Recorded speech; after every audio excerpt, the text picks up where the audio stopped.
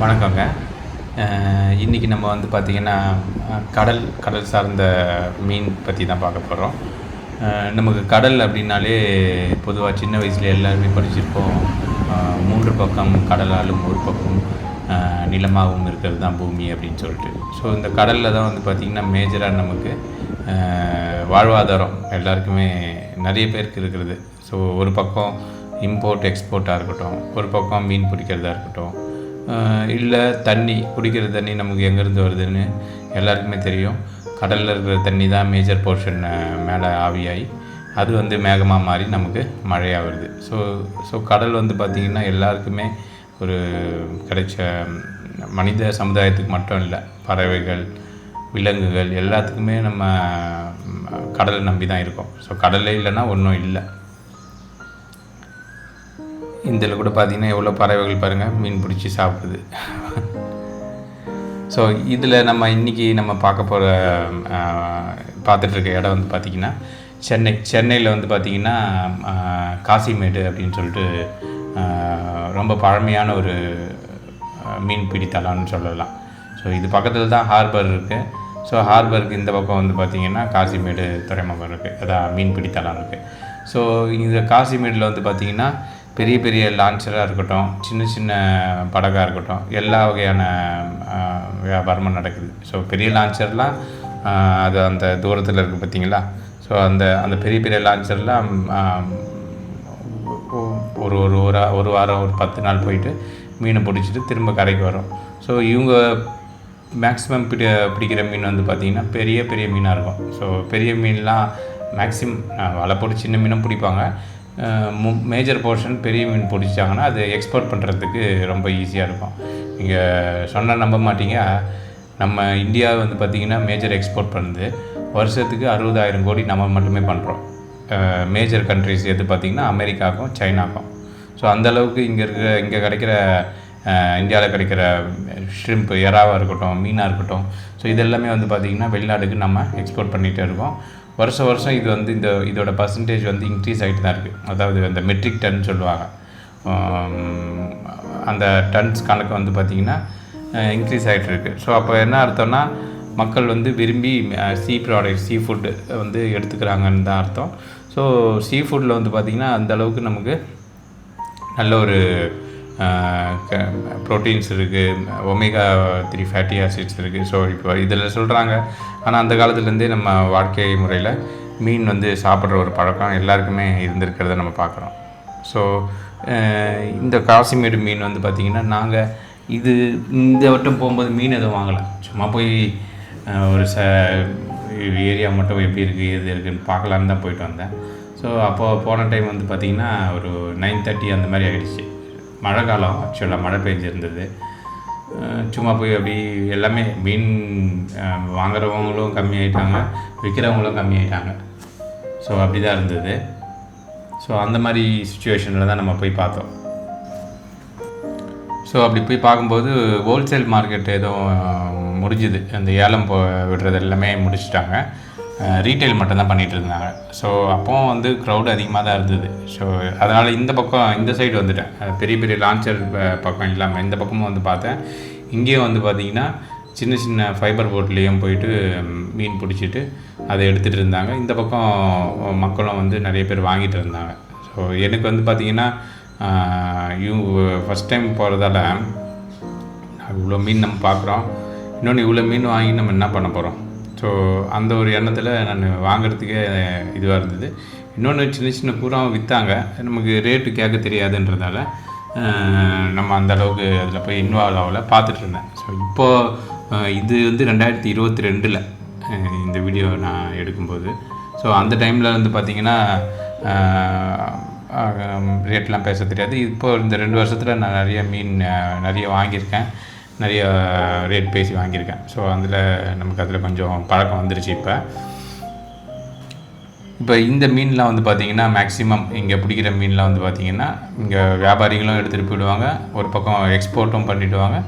ஒரு பக்கம் வந்து பார்த்திங்கன்னா பெரிய மீன் சந்தை இங்கே எங்கே இருக்குன்னா வானகரம் மீன் மார்க்கெட் இருக்குது. ஸோ வானகரம் மீன் மார்க்கெட் வந்து பார்த்திங்கன்னா நான் காசிமேடு மீன் மட்டுமே வராது. அங்கே வந்து பார்த்திங்கன்னா ஆந்திராலேருந்து ஒரு பக்கம் மீன் வரும், ஒரு பக்கம் வந்து பார்த்திங்கன்னா மேங்களூர்னு சொல்லுவாங்க. ஸோ அந்த இடத்துலேருந்து வரும், கேரளா மீன் வரும், பட்டினப்பாக்கம் மீன் வரும். ஸோ அந்த மாதிரி எல்லா மீனோட ஹோல்சேல் இங்கேருந்தே கூட ஹோல்சேலாக அங்கே போட்டு அங்கேயும் கூட ஏலம் விடுவாங்க. ஸோ அந்தந்த ஏரியாவுக்கு அங்கங்கே வந்து வியாபாரிகள் வாங்கிட்டு டிஸ்ட்ரிபியூட் பண்ணிவிட்டு அவங்கவுங்க ஏரியாவுக்கு எடுத்துகிட்டு போயிடுவாங்க. ஸோ இது வந்து பெரிய நெட்வொர்க். ஃபிஷ் பிஸ்னஸ்ன்றது, ஃபிஷ் மார்க்கெட்டுன்றது பெரிய பிஸ்னஸ். ஸோ இங்கே கூட நான் பார்த்தீங்கன்னா தெரியும் இந்த வீடியோவில் இந்த பெரிய பெரிய டூனா ஃபிஷ், அதான் அந்த மாசி கருவாடு போடுற மீன் இது தான். ஸோ இந்த டூனா ஃபிஷ் வந்து பார்த்திங்கன்னா இது எப்படியும் ஒரு மீனும் ஒரு 5 கிலோ இருக்குன்னு நினைக்கிறேன். 5 கிலோவுக்கு மேலே தான் இருக்கும். ஸோ இந்த மீனை தலைவர் ஒருத்தர் எடுத்து போட்டுட்டு இருந்தார். நிறைய மீன் இது அதான் இங்கேருந்து வண்டியில் ஏற்றுறாங்க, வண்டியிலேருந்து அது க்ளீனிங் இடத்துக்கு போகுது என்னன்னு தெரியல. ஸோ அந்த மாதிரி தான். ஸோ நம்ம இது மாதிரி இருக்கிற இடத்துல கூட 1-2 மீன் வேணும்னா கூட நமக்கு தருவாங்க. இந்த மீன் பாருங்கள், இது சாப்பிட்ற மீனானே தெரில, ஏதோ கிளி மாதிரி இருக்குது பார்க்குறதுக்கு. ஸோ இந்த மீன்லாம் ஒரு டப்பாவில் போட்டு வச்சுருந்தாங்க பார்க்கும்போது இந்த மீன். ஸோ இப்போ பார்க்குற மீன் பாருங்கள், இதெல்லாம் ரொம்ப ஃப்ரெஷ்ஷாக இருக்குது. ஆனால் சாப்பிட்ற மீனானே தெரியல, ரொம்ப மெலிசாக இருக்குது. ஸோ இந்த மீன்லாம் வியாபாரத்துக்கு வச்சுருக்காங்களா இல்லை எதுன்னு தெரியல. இந்த சைடு அந்த இது பக்கத்தில் வந்து பார்த்திங்கன்னா வரிசையாக வந்து மீன் இறாலாம் அடுக்கி வச்சுருந்தாங்க. ஸோ இது கூட வந்து பார்த்திங்கன்னா டைகர் ப்ரான்னு சொல்லுவாங்க. இது நமக்கு லோக்கல் மார்க்கெட்டுக்கெலாம் வந்தால் கூட ரேட் அதிகமாக இருக்கும். இன்னொன்று இங்கேயே சேல் ஆகிடாது. ஸோ மேக்ஸிமம் இவ்வளோ பெரிய பெரிய இறாலாம் வந்து பார்த்திங்கன்னா ஷ்ரிம்ப் பிஸ்னஸே பெரிய பிஸ்னஸ், அது எக்ஸ்போர்ட் ஆகிடும். ஸோ அந்த மாதிரி தான் இருக்கும். இதெல்லாம் வேஸ்ட் மீன் நினைக்கிறேன். இது திரும்ப கடலுக்கு எடுத்துகிட்டு போய் போட்டுருவாங்களா இல்லை மீன் பிடிக்கிறதுக்கு யூஸ் பண்ணுவாங்களான்னு தெரியல. இங்கே நான் பார்த்தது என்னென்னா காக்கா கூட நிறைய மீன் நிறைய சாப்பிட்ற மாதிரி இல்லை. இது நம்ம வீட்டு பக்கத்துலலாம் மீன் நின்னாலே காக்கா ஒரு சின்ன பீஸ் கிடச்சாலாம் விடாது. இங்கே இவ்வளோ மீன் இருக்குது, அந்தளவுக்கு இதான் இங்கே இந்த ஏரியாவில் காக்காங்களுக்கு மீன் சாப்பிட்டு பழகிட்டு இருக்கும் போல இருக்குது. ஸோ அதனால் ரொம்ப இல்லை காக்கா நிறைய.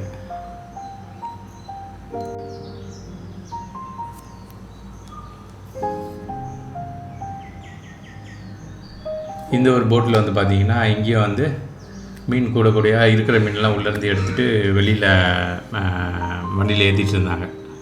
சரி, இங்கே ஒன்றும் வாங்கலை, ஒன்றும் பார்க்குறதுக்கு சும்மா பார்த்துட்டு இருந்தேன். அது அந்த பக்கம் பார்த்தா தெரியும் உங்களுக்கு, மக்கள்லாம் வந்து பார்த்திங்கன்னா நிறைய பேர் வந்து மீன் வாங்கிட்டு இருந்தாங்க. இந்த ரேட் பேசி தான் வாங்குறாங்க பொதுவாக, அவங்க சொல்கிற ரேட்டெல்லாம் இல்லை. அவங்க ஒரு ரேட் சொன்னாங்கன்னா நமக்கு எவ்வளோ கட்டுப்படி ஆகும் அப்படின்ற மாதிரி பார்த்து நம்ம வாங்கிக்க வேண்டியது தான். இதுலேயே பாருங்கள் எவ்வளோ மீன். இது வந்து கம்மி. ஆக்சுவலாக நான் போகிற டைம் வந்து பொதுவாக நீங்கள் ஒரு 5 மணிக்கெலாம் போனீங்கன்னா நடக்கிறதுக்கே இடம் இருக்காது, அவ்வளோ கூட்டம் இருக்கும். ஃபுல்லாக அங்கங்கே மீன் போட்டு விற்றுட்ருப்பாங்க. இது 9:30 அந்த டைம் 9-10 இருக்கும் நினைக்கிறேன், 10 மணின்றதால கூறு கட்டி விற்கிறாங்க. நம்ம வாங்கி, ஆனால் எல்லாமே ஃப்ரெஷ்ஷான மீன் தான். தரத்தில் ஒன்றும் நம்ம குறைய சொல்ல முடியாது. ஸோ அந்தளவுக்கு ஃப்ரெஷ்ஷாக இருந்தது எல்லா மீனுமே.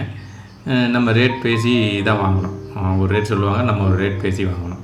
ஸோ எல்லா மீனும் பாருங்கள், அங்கே வவ்வால் மீன் இருக்குது, ஷீலா மீன் இருக்குது, வஞ்சிர மீன் இருக்குது, அப்படின்ற மாதிரி எல்லா மீனுமே இருக்குது. திருக்க மீன் இருக்குது, சங்கரா இருக்குது, லெதர் ஜாக்கெட் இருக்குது, வாழை மீன் இருக்குது. ஸோ எல்லா மீனுமே இருக்குது. ஸோ இந்த வீடியோவில் இல்லை, இதுக்கப்புறம் போடுற வீடியோ கூட எதை பற்றினா மீனை பற்றியும் உணவு குக் பண்ணுறதை பற்றியும் அப்படின்ற மாதிரி தான் ஒரு கான்செப்டில் பண்ணுற ஐடியா இருக்குது. ஸோ எங்கள் சேனல் உங்களுக்கு பிடிச்சிருந்ததுன்னா, பயனுள்ளதாக இருந்ததுன்னா எங்களுக்கு சப்போர்ட் பண்ணுங்கள், சப்ஸ்கிரைப் பண்ணுங்கள்.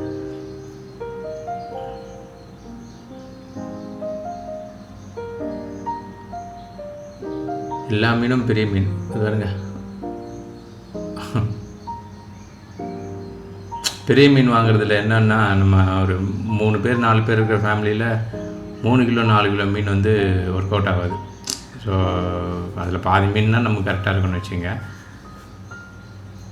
நீங்களும் இந்த மாதிரி உங்களுக்கு ஒரு சந்தர்ப்பம் கிடச்சிதுன்னா காசிமேடு மீன் மார்க்கெட் போயிட்டு நல்ல மீன் வாங்கி சாப்பிடுங்க. நன்றி.